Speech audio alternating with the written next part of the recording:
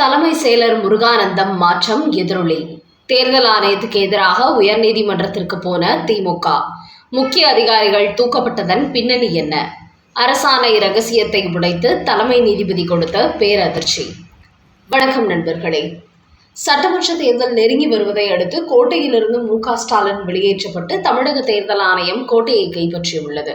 அதோடு புதிய தமிழக தேர்தல் ஆணையர் அர்ச்சனா பட்நாயக் அதிரடி நடவடிக்கைகளில் ஈடுபட்டு வருகிறார். குறிப்பாக புதிய டிஜிபியை நியமிக்காமல் மாதக்கணக்கில் திட்டமிட்டே இழுத்தடித்து வந்த மு.க.ஸ்டாலினுக்கு அதிர்ச்சி கொடுக்கும் வகையில் பொறுப்பு டிஜிபி வெங்கட்ராமனை நீக்கிவிட்டு உடனடியாக புதிய டிஜிபியாக சந்தீப் ராய் ரத்தோரை நியமித்தார் அர்ச்சனா பட்நாயக். இதுதான் மு.க.ஸ்டாலினுக்கு விழுந்த முதல் அடியாக இருந்தது.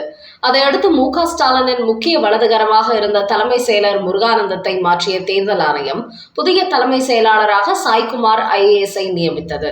அதன் பிறகு லஞ்ச ஒழிப்புத்துறை டிஜிபியாக இருந்த டேவிட்சன் தேவாசிர்வாதத்தை மாற்றி ஆயுதப்படை லஞ்ச ஒழிப்புத்துறை டிஜிபியாக சந்தீப் மிட்டல் என்பவரை நியமித்தது.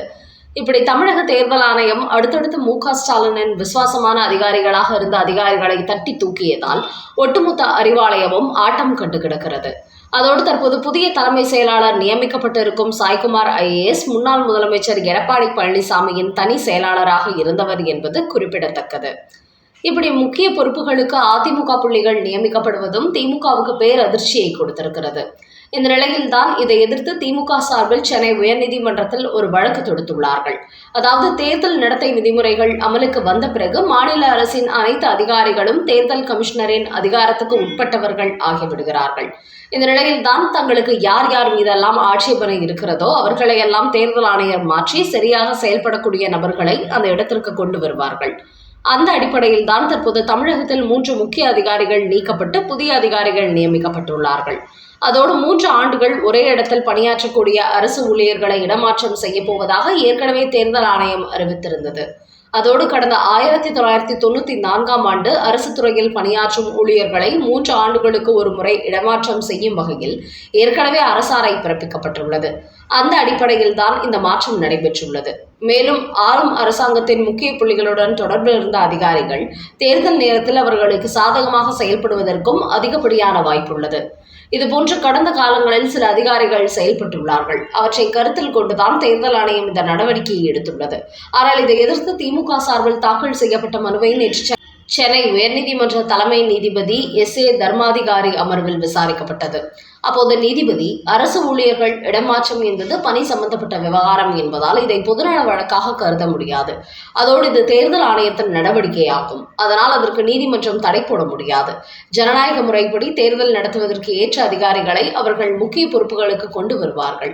அதனால் அந்த மாற்றத்திற்கு நாம் தடை போட முடியாது. இது தேர்தல் ஆணையரின் செயலுக்கு எதிராகிவிடும்.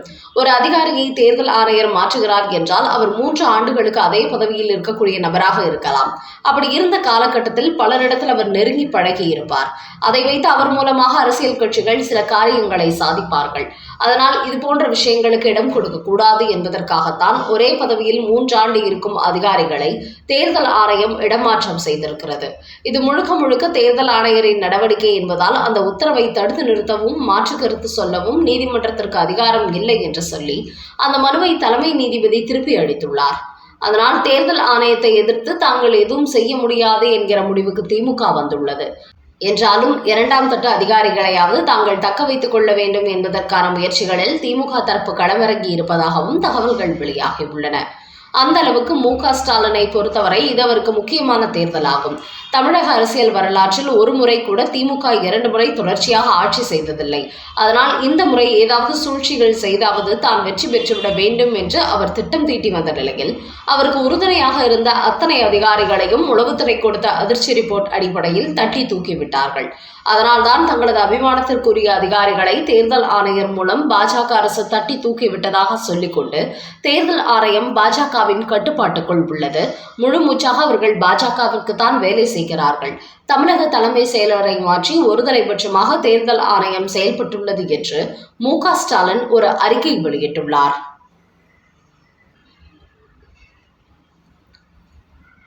அடுத்த செய்தி. மு.க.ஸ்டாலினின் 5 ஆண்டு ஆட்சியில் 8900 கொலைகள். பியூஷ் கோயல் வெளியிட்ட அதிர்ச்சி தகவல்.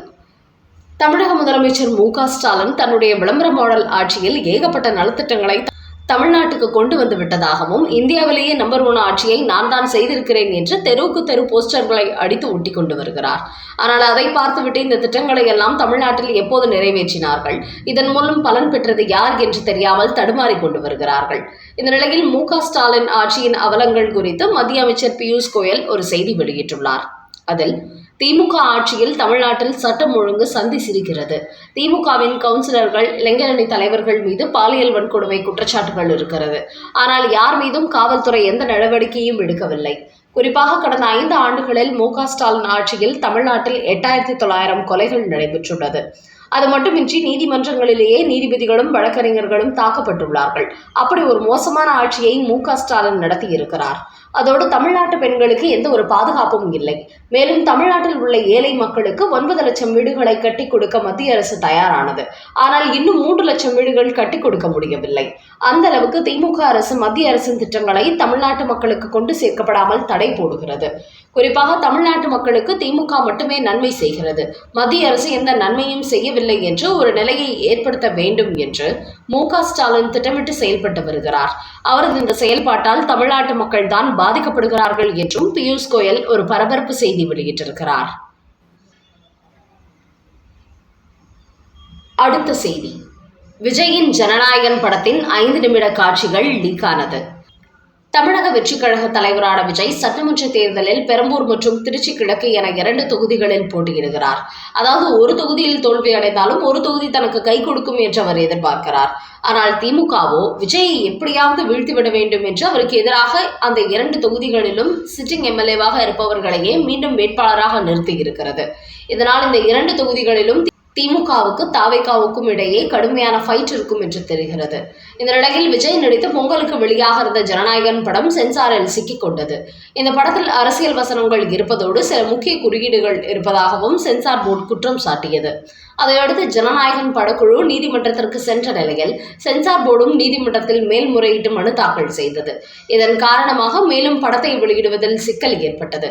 அதன் பிறகு வழக்குகளிலிருந்து வெளியே வந்த ஜனநாயகன் படக்குழு மறு தணிக்கை குழுவிற்கு படத்தை அனுப்பியிருந்த நிலையில் இப்போது வரை சென்சார் சான்றிதழ் கொடுக்கப்படவில்லை. இந்த நிலையில் நேற்று இந்த ஜனநாயகன் படம் சம்பந்தப்பட்ட 5 நிமிட காட்சிகள் சோசியல் மீடியாவில் லீக் ஆகியிருக்கிறது. அதில் மதுரை மத்திய சிறைச்சாலையில் எடுக்கப்பட்ட சில காட்சிகளும் விஜயின் சண்டை காட்சிகளும் இடம்பெற்றிருக்கிறது. அதோடு விஜயின் கையில் தமிழக வெற்றிக் கழகத்தின் டிவிகே என்கிற டாட்டூ இடம்பெற்றுள்ளது. ஆனால் இந்த காட்சிகளை இணையத்தில் வெளியிட்டது யார் என்று தெரியவில்லை. இதனால் கடும் அதிர்ச்சி அடைந்துள்ள ஜனநாயகன் படக்குழு அது குறித்த விசாரணையில் ஈடுபட்டுள்ளது. அதோடு இதே போன்று அடுத்தடுத்து ஜனநாயகன் படத்தின் முக்கிய காட்சிகள் வெளியாகிவிட்டால் படத்துக்கான எதிர்பார்ப்பு போய்விடுமே என்று அப்படத்தின் தயாரிப்பாளர் தரப்பு கவலை அடைந்திருக்கிறது. மத்திய இணையமைச்சர் எல் முருகனை ஆதரித்து பிரச்சாரம் செய்த அண்ணாமலை. தமிழக பாஜகவின் அண்ணாமலை இந்த தேர்தலில் போட்டியிடவில்லை என்றாலும் தேசிய ஜனநாயக கூட்டணி வேட்பாளர்களை ஆதரித்து தீவிரமான பிரச்சாரங்களில் ஈடுபட்டு வருகிறார்.